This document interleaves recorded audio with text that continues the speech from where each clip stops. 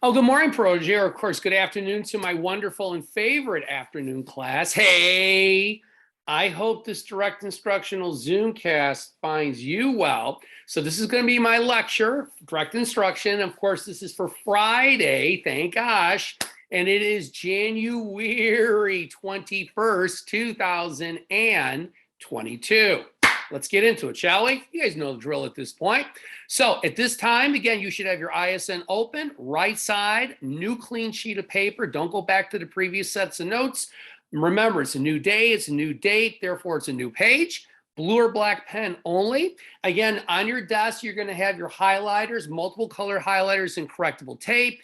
But again, as I've stated previously, I'm going to respectfully ask everybody to please refrain in using your correctable tape and your highlighters until you have completed the entire Zoomcast. It's really important that everybody focus, give your undivided attention, listen to the Zoomcast, and of course, taking your good copious notes, more than just those regular main bullet notes. But remember, I'm looking for additional oral notes as well. So make certain, again, top right-hand corner, you have dated your notes for today. It is, of course, January 21st, 2022. And on the top line, we're going to start out today with a speech, Mussolini's speech on September 7th, 1934, Mussolini's Taranto speech. So it's the same year that Hitler, again, gave his Triumph of the Will speech. And as I stated previously, in, again, studying and examining Mussolini's rise to power in fascist Italy, it's imperative you understand the way he did it because, again, Hitler's going to be watching Mussolini every step of the way. Things like, again, instituting fascism, even though what, again, Hitler's going to do is he's going to Nazify it by adding in the Aryan race, the idea of Aryan supremacy. But the way that Mussolini systematically seized control over the newspapers to spread propaganda, the farms, the factories, and trying to control and brainwash the children, these are all the same exact things that Hitler's going to do as he rises to power, gains power, and then tries to solidify his power even more. So you had an opportunity of analyzing a speech by Hitler, not in terms of the content. We are looking for the delivery. And remember, what is a demagogue? A demagogue, again, is a very strong, very persuasive public speaker, but who, again, focuses and targets their audience's negative thoughts and the negative emotions, which in turn often leads to negative action. So here we go. So we're not going to focus because there are no subtitles in English. So we really, and I don't speak Italian fluently. So we're going to focus more on the style. So number one, as you're watching, again, Mussolini's Taranto speech in 1934, I want you to describe for me his style of speaking. Is he animated? Is he passionate? Is he reading off little index cards so he doesn't have an iPad that people now use as basically their cheat sheet, for lack of a better way of describing it?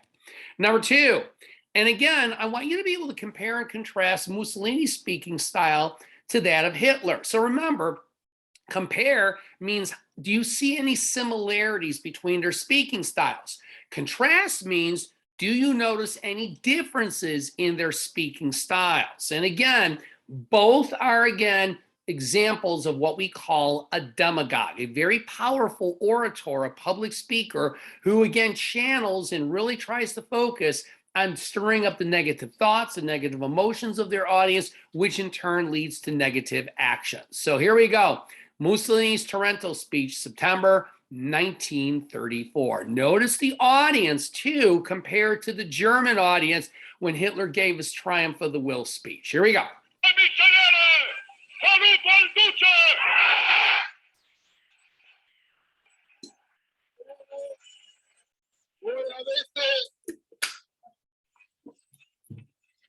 L'onore e il privilegio di ospitare nel vostro mare le forze navali dell'Italia fascista.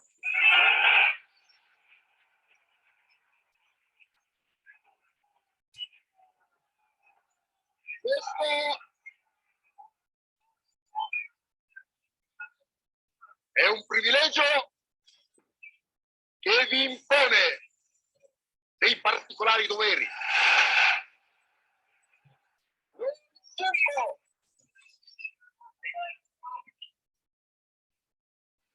Grandi quando dominammo il mare. Roma non poté arrivare all'impero prima di aver schiacciato la potenza marittima di Cartagine.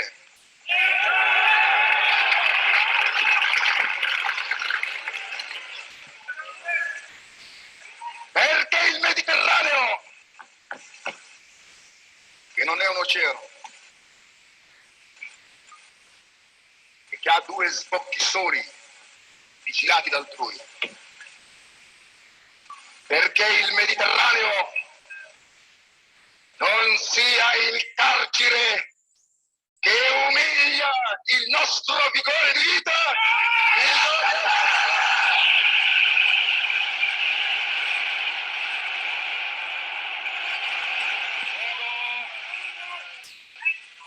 E se domani in questa Europa inquieta e tormentata, e non trovo, perché forse non posso trovare, la base del suo necessario assestamento, la grande campana suonerà a martello,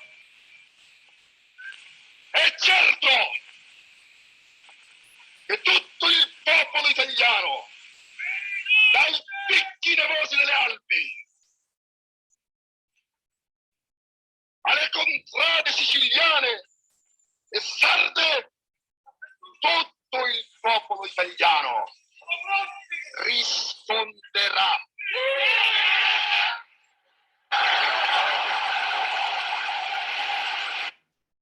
So again, just a couple of observations as you watch that Taranto speech of Mussolini in September of 1934.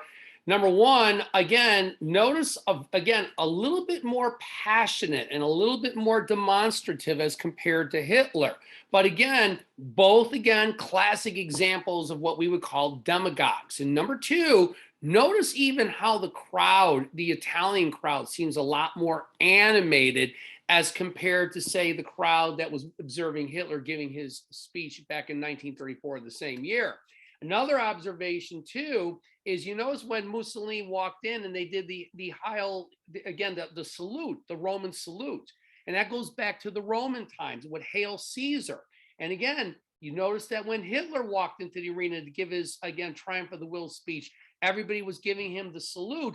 But again, Hitler borrowed that from Mussolini, who in turn borrowed that from the Romans over 2,200 years ago. Again, I noticed he made a reference to Roma. And again, targeting back and circling back to the whole idea of trying to restore the pride of Italy and make Italy, again, the feared people that they once were 2,000 years ago under what we call the Roman Empire, which you'll be learning about a lot more in detail when you study world history at Stevenson High School next year. All right, I need everybody to skip a full page, go to the right side of the next clean sheet of paper, new set of notes now. Once again, I need everybody to date your notes again for today. It's January 21st, 2022. Still on Mussolini. We're still talking about the factors of World War II for a while. All right. So now the year is 1935. So we're going to fast forward a year after he gave his Taranto speech. So in 1935, Mussolini and Italy launched a full-scale invasion of a country known as Ethiopia. Now, this is again where the story takes a very curious turn. Why Ethiopia? Why was Ethiopia targeted? And I say this because you got to know a little something about where it's located. So if you direct your attention up to my, of course, laptop screen, here's Ethiopia right here. Ethiopia is not located on the continent or in the continent of Europe, but rather it's in Africa. It's in Eastern Africa. So to the north and the west, you've got the Sudan. To the south, you've got Kenya and Uganda to the southwest. To the east, you've got Somalia. Here's the Indian Ocean over here, the Gulf of Aden over here. Here's the Red Sea. So if you cross the Red Sea from Ethiopia, you're now in Saudi Arabia, which is located in the Middle East. So this is not a European country. So very curious, why did Mussolini target this very small country in the eastern part of the African continent? So there's a couple of reasons for it. Number one reason is because of the revenge factor. So Mussolini had served in the Italian army. Again, kind of ironic, he rose to the rank of corporal just the way Hitler rose to the rank of corporal into the German army. So in 1996, Italy had launched a full-scale invasion of a country called Abyssinia.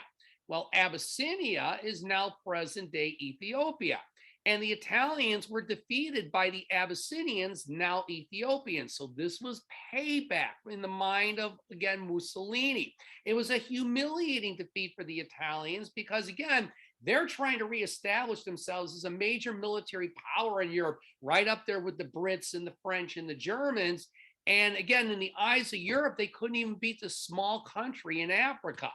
Now, the other reason why Mussolini did it is because he's a bully. He's a quintessential bully. And he's looking for what Mr. Bonk would call a confidence boost. In other words, is it really about revenge? A little bit.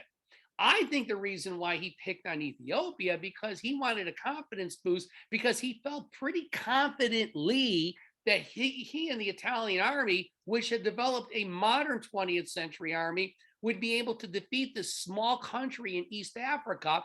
And they're still using some of the same weapons in 1935 that the Ethiopians were using or the Abyssinians were using way back in 1886. So in Mussolini's mind, pick on an opponent that you know you can defeat. And it doesn't matter if it, again, is an opponent, it's an unfair fight. It's still a victory. And that's what he's looking for. He wants to boost the confidence, boost the morale of the Italian people, and give them this illusion that, yes, Mussolini is keeping his promise that he's bringing back the Roman Empire. And again, I would clarify and add a little something here as an oral note as well.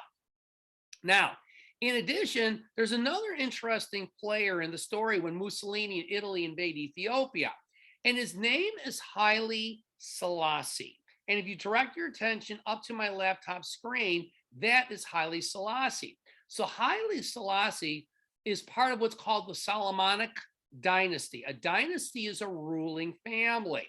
So it's an interesting story about Haile Selassie. His family, which is part of the Solomonic dynasty, actually traces their roots back, according to their story, several thousand years ago to a very famous king of the ancient Israelites. His name was Solomon. He was known for his wisdom, if you will. So again, the lineage of his family goes back not just centuries, but thousands of years. Let's continue our story. So this is, again, where the story takes a very, very fascinating turn. And it's a very dark turn because this is really when you're starting to see the seeds are being planted for the coming of World War II, which is now literally 4 years away. And it's at this point that Haile Selassie realizes that the Ethiopians do not have the ability on their own to defeat the Italian army and Benito Mussolini. So what Selassie does is he's going to appear before the League of Nations. Remember, that was that organization that was part of Woodrow Wilson's 14 points, his blueprint for world peace. They were supposed to resolve issues and differences between countries and eliminate war. So he wants to take advantage of, again, what had been created as a result of the Treaty of Versailles. So I'd like everybody to do me a favor. I'd like you to skip a full page and go to the right side of the next clean sheet of paper. We're going to come back to those notes. Don't worry. Once again, you're going to date your notes for today. It's January 21st, 2022. And now we're going to watch another video clip. We're going to watch a couple of them today. And this one is on the Italian invasion of Ethiopia in 1935. You're going to see some actual archival footage. And there's a connection with the United States of America as well, as you're going to find out. All right, so a couple of guide questions. Number one, so just curious, what was the response of the League of Nations after Emperor Haile Selassie had appealed to it and basically asked it to intervene on the part of the Ethiopians? Again, I'm going to go through these guide questions fairly quickly. So remember, you guys are doing a really, really good job. Remember to pause the Zoomcast, give yourself an opportunity to catch up, and remember to skip a line or two between each of the guide questions because that's where you're going to be taking your copious notes. Number two, who in America supported very vocally, supported Haile Selassie in his war with Benito Mussolini. This group felt strongly that the United States should be involved in this war and they should be siding with Haile Selassie. But it was this very specific group of Americans, as you're going to find out, that are going to absolutely provide or want to provide their unconditional, unequivocal support for the emperor of course, Ethiopia. All right, so ladies and gentlemen, I'm not going to play the whole video clip. I'm only going to play a couple minutes worth of it. So here we go. Haile Selassie speaking before the League of Nations. Here we go. To a time when the emperor first became a symbol of his country and of all Africa. Only a veteran can now remember when the last and most brutal chapter of the European scramble for Africa began.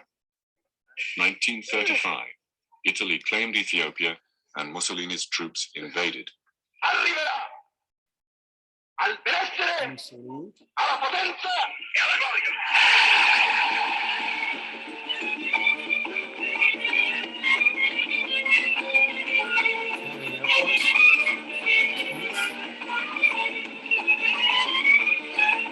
Black men were bugle call, come all the drums that did and the bugle call, come all, don't mind what Mussolini said, let us march in battle array, and turn in our hand and defend the Ethiopian war, declare.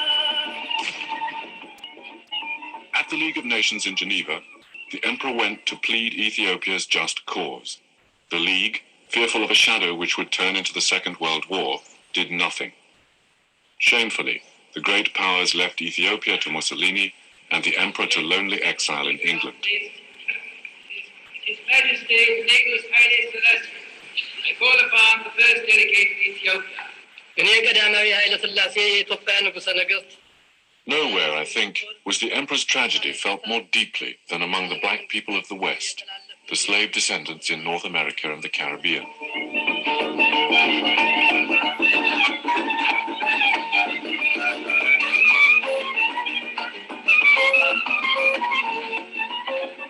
Black consciousness had dawned in Jazz Age Harlem, and Africa fermented in the exiles' hearts. Many supported a black activist called Marcus Garvey, and when he demanded Africa for the Africans and repatriation to the homeland, they saw Ethiopia as a special symbol of the whole continent. Until now, it alone had not been seized by white Europeans. Such people volunteered to fight for Haile Selassie, although only a handful managed to go, or they organized to send relief. So again, a couple of takeaways. Number one, again, they mentioned Marcus Garvey, and you're going to be learning about Marcus Garvey later on when we do our civil rights unit. That'll be the unit after the Cold War. Marcus Garvey had launched what was called the Back to Africa campaign, in which he believed that anybody in the Western Hemisphere, whether it was in North America, Central America, South America, the Caribbean, anyone of African ancestry should go back to their roots, go back to Africa. So there was a very strong, again, connection culturally between African Americans and what was going on with Ethiopia. And again, Marcus Garvey was one of the ringleaders of it. But again, notice the response of the League of Nations. They had a golden opportunity right here in 1935 to stop the aggression of Italy. And by choosing to do nothing, remember who's watching all this unfold in the shadows in Germany. And that, of course, is Adolf Hitler. He was really curious what the League of Nations was going to do when Haile Selassie appealed to it, basically saying, we can't beat the Italian army. We have still 19th century weapons. We don't have the manpower. We don't have an air force that can fight the Italians. And the League of Nations ostensibly did nothing. Let's continue on. So here's what I want you to do. Put your pens down for a moment. I'm going to share with you now. Remember at the end of that video clip, towards the end, there was where Haile Selassie started speaking before the League of Nations. Well, guess what? I'm going to now share with you part of this speech that Haile Selassie made to the League of Nations on June 30th, 1936. So this is a year after Italy had invaded Ethiopia. And again, I want you to notice that as he's speaking to the delegates present at the League of Nations, Notice what happens when he starts speaking at the very beginning of his presentation and the response of the Italian delegation that was part of the League of Nations. Here we go. As Haile Selassie stated, it is us today, it will be you tomorrow. At the League of Nations, a grave disturbance. Today, Haile Selassie comes to plead for his lost empire. He wants them to make Mussolini give up Ethiopia. The Geneva crowds are for him, but the exiled emperor will need his imperturbable dignity before the day is over. British Foreign Minister Eden, Soviet delegate Litvinov on the left, and French Premier Blum and all the statesmen, instead of helping Haile Selassie, have decided to lift the sanctions against Italy. The introduction of the emperor in English. His Majesty Benito Haile Selassie, I call upon the first delegate of Ethiopia. The speech which you are about to hear will be given in the Amharic language. In the shadows of the press gallery, Italian newspapermen are ready for an outbreak against the emperor whose country their country has taken, waiting for his first word. Say from the platform. Monsieur le Président,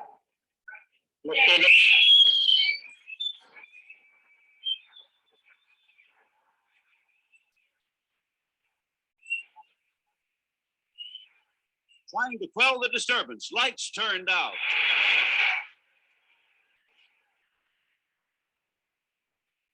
Game lights out. The disturbers ejected, arrested, and he is able to make his appeal. የሚገባውን ትክክለኛ ፍርድ ለመጠየቅ ዛሬ በዚህ ቀርቤያለሁ። ምክንያቱም ወታደሮቹ ቦምቡ በወደቀ ጊዜ ጋዙን ነፋስ እስኪወስደው ድረስ መበታተኑን ስላወቁበት ነው። An ovation, yes, but he gets no help. The League lifts the sanctions against Italy. Applause, and that's all. Again, very powerful. So Haile Selassie was looking for this again body, this group, this organization, this League of Nations, hoping to get some type of assistance to get the Italians out of his homeland. Not only did they not do anything, but they even lifted economic sanctions that were directed towards Italy, which again were designed to hurt Italy's economy. So not only did the League of Nations not do anything, it's almost like they're almost rewarding them. And again, who's watching in the shadows in Berlin, Germany, as this is all unfolding, And the answer is Adolf Hitler. Again, not a bright moment in the history of the League of Nations. All right, go back to those previous notes. Let's continue the story. So the year is 1940. Now we're going to fast forward 4 more years after that speech of Haile Selassie speaking before the League of Nations on June 30th, 1936. Remember the famous words of Haile Selassie, it is us today, it will be you tomorrow. Prophetic words, almost like he's looking into a crystal ball because he sees what's coming. So now the year is 1940, and Benito Mussolini is going to join his protege, who's been watching and studying him since the early 1920s, and that, of course, is Adolf Hitler.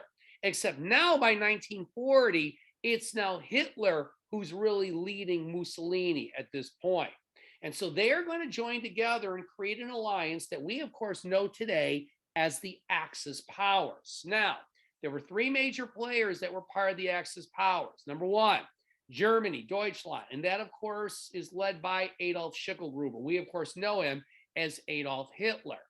Number 2, besides Germany, of course, is Italy. And Italy, of course, is led by Benito Mussolini. And then the third member to join this group, this alliance, these Axis powers, if you will, I always like to call them the Axis of evil back in the day. And that, of course, is the Empire of Japan. Now, this is the leader, the more the symbolic leader, that is, again, the Emperor Hirohito. But by 1941, the guy that's actually calling the shots in Japan is a gentleman by the name of Hideki Tojo. He's the main military leader of the country. He basically is going to assume power by 1941. Hirohito was more of a figurehead, if you will. And when they all agreed to join this alliance, this is what we call the tripartite pact. Again, between Italy, Germany, and then eventually the Empire of Japan, all joining together. We know them, of course, as the Axis powers. All right, let's continue on. So now we're going to fast forward. It's now June, and the year is 1940. And Italy is, remember, several years earlier had launched the full-scale invasion of Ethiopia and were able to militarily occupy this country. Now they have crossed the Alps and they're now in France, and they've launched the full-scale invasion of their arch nemesis for centuries, and that, of course, are the French. But there's a catch with this invasion, and the catch is, and I would draw a line off to the side, you're going to add this as a side oral note, French had already been defeated. The Nazis had already taken over France by this point. So basically, Mussolini just moved in after the Nazis had basically done, carried out all the military hardware and what was necessary for France to fall. So it's basically, again, Mussolini kicking a person, figuratively speaking, when they're down.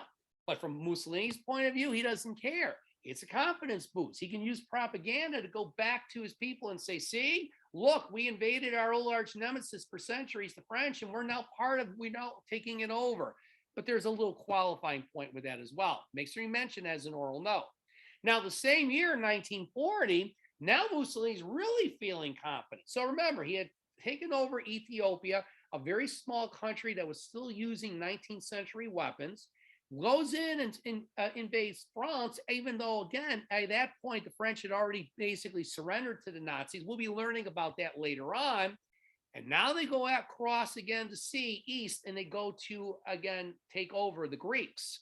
Now, there's a long history between Rome, the Italians, and the Greeks. This goes back several thousand years when the Romans took over ancient Greece. However, what difference this time is, again, unlike, again, going back to when Italy had invaded Ethiopia and then France, which had already been defeated, the Greeks fought back. And so as a result, Mussolini had to appeal to his former protege, Hitler, for military help.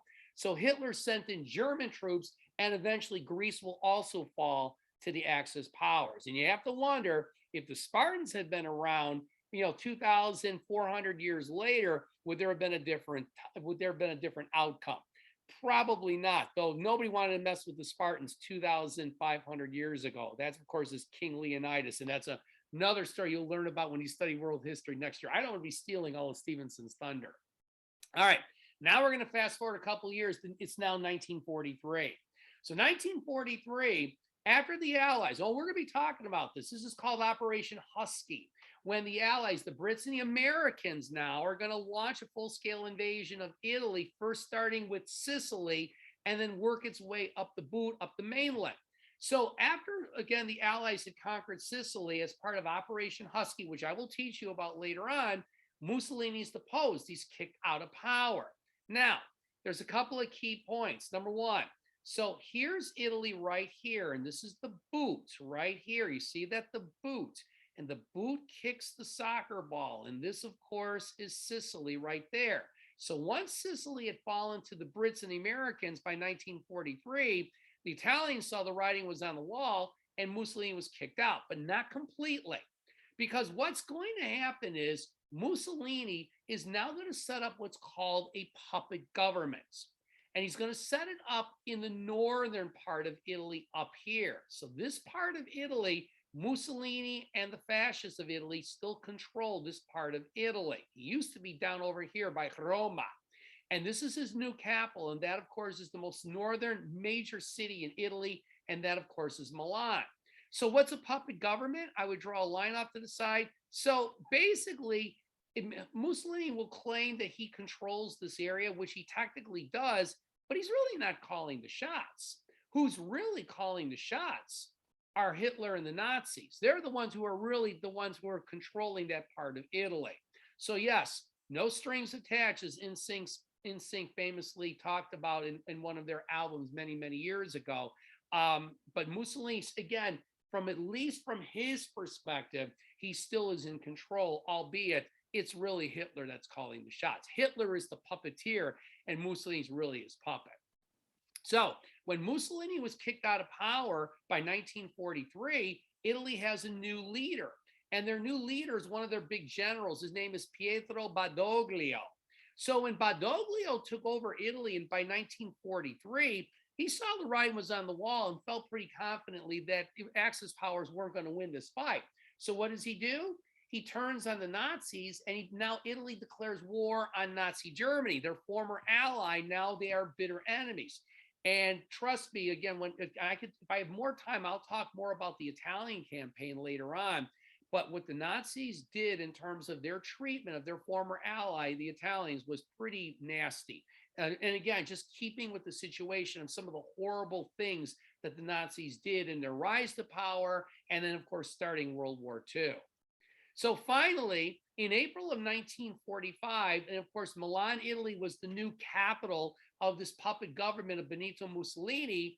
And Benito Mussolini was captured trying to escape across the Alps Mountains. He was trying to escape to Germany because he realized the writing was on the wall and he didn't want to be captured by the Allied powers. Well, instead, he was captured by his own people, and Benito Mussolini was executed. And this is a photograph of Benito Mussolini after he was executed, and he was hung in a public square in Milan, in Milan, Italy, as a sign of utter disrespect for this once former fascist dictator and now fallen dictator.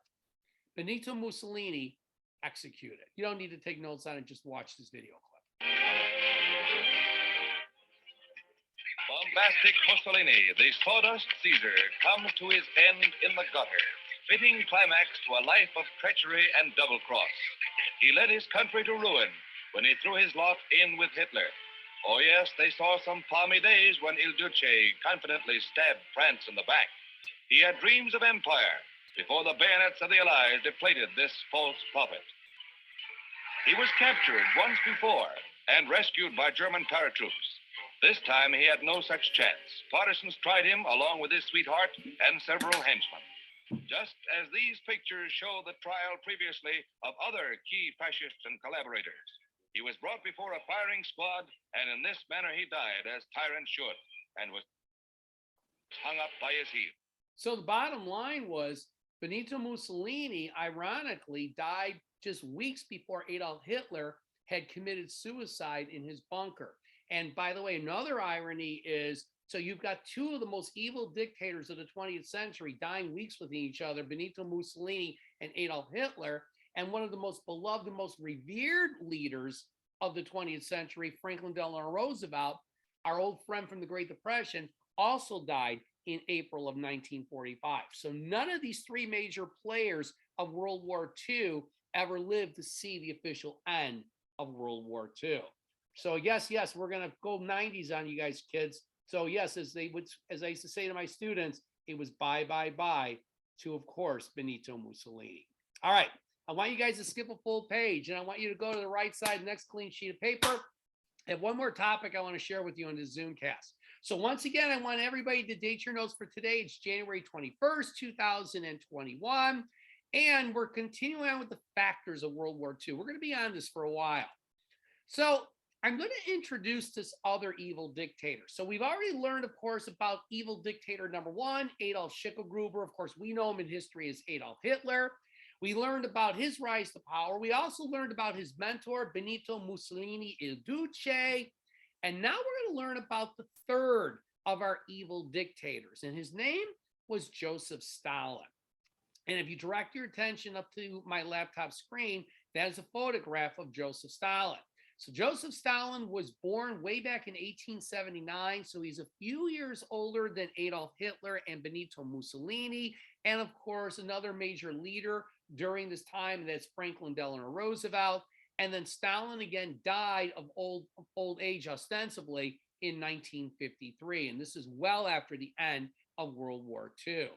So Joseph Stalin was basically the undisputed leader or dictator of this empire that we now know as the Soviet Union. Remember, this is all part of the Russian Revolution of 1917, when Tsar Nicholas II was deposed. And then you have the second part of the Russian Revolution trying to figure out what direction is Russia going to go. It goes in the area of communism, and then Russia becomes part of a much bigger empire we know as a union of Soviet Socialist republics. We, of course, know it as the Soviet Union, which again collapsed again in 1991, my second year at Aptekissick Junior High. So, ladies and gentlemen, if you direct your attention to the overhead screen, everything you see here in pink, this is what we call the Soviet Union, one of the big players of the 20th century from basically 1922 technically, all the way until it collapsed in December of 1991, my second year at Aptekissic Junior High. For any of us baby boomers who grew up in the 60s and the 70s, none of us ever thought we would see the collapse of the Soviet Union. Another story for another time. So, by the way, what was Joseph Stalin's real name? So again, I hope I don't mispronounce it for any of you, my students who are of Russian ancestry, but we'll give it a whirl. His real name was Losif Vissarionovich Zhugasvili. Now, the question is, so how did it go from being Losif Vissarionovich Zhugasvili to Joseph Stalin? So in 1913, Joseph Stalin had changed his name from Losif Vissarionovich Zhugasvili, and he changed his name to Joseph Stalin. Now, there's an irony with changing his name to Stalin, because the translation of Stalin means man of steel. Now, there was no such character as Superman back in 1913. It's just one of those great ironies when you study history, is how Joseph Stalin, who, as you're going to find out, was an incredibly brutal, barbaric dictator in his own right, again, chose the name Stalin, the same nickname, of course, as a beloved comic book hero, and then, of course, is Superman. So Joseph Stalin was born in what will become, I should say, part of the Soviet Union, and it's called Georgia, which is now its own separate entity, its own separate country. So when you talk about being born in Georgia, not the state of Georgia, down south, just north of Florida, but rather Georgia is this area right here. You see what I'm circling in that kind of tannish color? So this will become part of the Soviet Union from 1922 through 1991. But this, again, future Republic of Georgia is an interesting area, because to the west, you've got the Black Sea, but to the north, you've got Russia, and to the south, you've got Turkey. So there is an influence of both of these major players on the folks of Georgia. And when you look at photographs of Joseph Stalin, you can definitely see a Russian influence, but also you can see a Turkish influence as well. Now, in addition, Joseph Stalin, and again, just like our other dictators, I think it's important because he's a major player in World War II. If you want to understand World War II, you better know something about Hitler, you better know something about Mussolini, and you better know something about Joseph Stalin. So Joseph Stalin was born into poverty. Unlike Adolf Hitler, who was born into a middle-class family in Braunau, Austria, Stalin was born very, very poor in this, again, future Republic of Georgia, which is now its own free country. And as a young boy, contracted a horrible disease. It's called smallpox. And again, smallpox is a disease that has been basically pretty much eradicated through vaccines. When you guys were very little, when I was little, I was vaccinated for smallpox. It was a horrible disease that killed millions and millions of people in both the Western Hemisphere and the Eastern Hemisphere. It's one of the biggest reasons why, when Europeans first traversed across the Atlantic Ocean and landed in North America, and they exposed the indigenous people to smallpox, it literally wiped out tens and thousands, millions of the folks already here died of smallpox. It was introduced to them by, of course, the first Europeans to arrive in North America centuries earlier.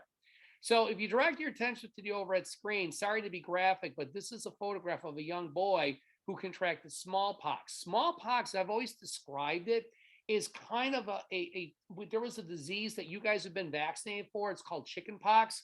When I was your age, there was a whole chickenpox pandemic in my school. I mean, every kid got chickenpox. Well, smallpox is 1,000 times worse than chickenpox. And if you direct your attention to the overhead screen, this young boy may survive from smallpox, highly contagious, but you have these smallpox, again, boils all over your face and your body. And if he does survive, he's going to have permanent scars all over his body. Joseph Stalin was one of the lucky ones. He survived his bout with smallpox. Now, here's again another one of those ironies to twist the fate of history. So we know that Adolf Hitler was not setting out to become an evil dictator. He wanted to be an artist. We know that. We know Benito Mussolini was not setting out to be an evil fascist dictator, that he wanted to be a school teacher. And in one of the great ironies, when you study the three evil dictators of World War II, Mussolini, Hitler, and of course now Joseph Stalin, ironically, was studying to be a priest in the Russian Orthodox Church. And if you direct your attention to the overhead screen, that's a photograph of a Russian Orthodox priest. Now, the question is, what happened to Stalin? We're going to get there in a moment. And if you direct your attention to the overhead screen, my laptop screen, this is a photograph of Joseph Stalin as a very young man after he was kicked out of what's called the Russian Orthodox Church's seminary. A seminary is basically a school for training young men to become priests. So this is a photograph of Joseph Stalin at a very, very young age. And again, Stalin was kicked out of the seminary. Now, the question is, why was he kicked out? So the story is there's two theories why Stalin was kicked out of the Russian Orthodox Church's seminary. One theory is that Stalin was caught reading two forbidden authors. These authors were forbidden by the Russian Orthodox Church, that if you were a seminarian, which was what Stalin was studying to be, a priest in the Russian Orthodox Church, to eventually become like this gentleman, this priest, he was caught reading two forbidden authors. Number one was a guy by the name of Victor Hugo. And if you direct your attention up to my laptop screen, that's a photograph of Victor Hugo. Now, Victor Hugo was a French author. He wasn't Russian. And Victor Hugo was, a 19th century author, so back in the 1800s, and many of his works focused on the social conditions of France. And arguably one of his most famous works was a work called Les Miserables. It was a story about a group of students in Paris, France, that tried to start a revolt against the government. Anytime you hear that R word about revolution, this is something that the Russian government and the Russian Orthodox Church did not want anybody talking about. And so as a result, Victor Hugo was forbidden to be read by anybody in the Russian Orthodox Church or the seminary, the school for training future priests. And number two, he was also accused of reading the works of Karl Marx. Karl Marx, of course, wrote what's called the Communist Manifesto way back in the 1840s. It basically was the template for what happened in Russia when Russia became part of the Soviet Union and the Soviet Union embraced communism. It was based on the teachings of Karl Marx and, of course, the Communist Manifesto. You'll be learning more about the Communist Manifesto when you guys, of course, get to Stevenson High School. Now, as a final note about Joseph Stalin, so was he actually kicked out of the seminary because he was caught reading the works of Victor Hugo, like Les Miserables and Karl Marx's Communist Manifesto? Very real possibility. Also, there's another theory, is that Joseph Stalin simply did not have the grades and was accused of cheating on an examination. And in those days, if you're caught cheating on an exam, it was a very, very serious crime. So what was it? Was, again, Joseph Stalin kicked out of the seminary because he was reading Victor Hugo and Karl Marx, or was it because he was caught cheating on an exam? I think the answer is, to be honest with you, it doesn't really matter. But it raises a fascinating question. What if? What if Adolf Hitler was able to be admitted to the Vienna Academy of Fine Arts? How would the story have changed? What if, again, Benito Mussolini had become a school teacher? And what if Joseph Stalin had been admitted or allowed to stay and was ordained a priest in the Russian Orthodox Church? How would our story that I'm currently sharing with you have changed regarding World War II? You tell me. So at this point, what I'd like everybody to do is to take out your correctable tape, and I would like everybody to please go and clean up anything you crossed out or traced over. Remember, your ISN is a portfolio of your absolute best effort. Now I would like for you to take out multiple colored highlighters, and I want you to go and highlight, again, tip of the tip, focus on those words you can visualize in your mind, the persons, places, and things. And remember, too, I want you to also highlight the guide questions for those multiple video clips, because that's going to reinforce that information. But you're still not done. Remember, 10 to 15 minutes. I need you to go back and review your ISN, practicing, reinforcing that information. You practice for basketball, you practice for swimming, you practice for cricket. Why aren't you practicing for school? It's no different. If you have an opportunity, hand your ISN to your mom or dad. Teach them about Benito Mussolini. Again, talk about that Taranto speech in 1934, not so much the content, but his delivery. And what exactly is a demagogue? Why did Benito Mussolini invade Ethiopia? What was his rationale for invading this small country in East Africa? Who was Haile Selassie? And what was the response of the League of Nations when Haile Selassie appealed to them on June 30th, 1936, asking for help? What was the response? And who was watching all this unfold? Why did Benito Mussolini invade France? And then later on, going back to, for example, France and Greece and the response of the Nazis. And what eventually happened to Benito Mussolini as well? And then finally, I just introduced Joseph Stalin. What was his real name? Joseph Vissarionovich Jugasvili. And in one of the great ironies of history, remember, Benito Mussolini was studying to be a school teacher. You have, of course, Adolf Hitler wanted to be an artist. And in one of the great ironies, one of the most cruel, evil dictators in recorded history, Joseph Stalin, was studying to be a priest in the Russian Orthodox Church. How ironic is that? So again, I hope you enjoyed today's direct instructional Zoomcast as much as I enjoy teaching it to you. My next direct instructional Zoomcast, I will continue on with Joseph Stalin's rise to power in, of course, the Soviet Union. And as I always like to say, as I wrap up one of my Zoomcasts, you know, the story may have ended today, but you better believe the saga is going to continue tomorrow. And the rest, as we say, everyone, is history. Peace out, everybody. Thank you so much. And as always, please be well.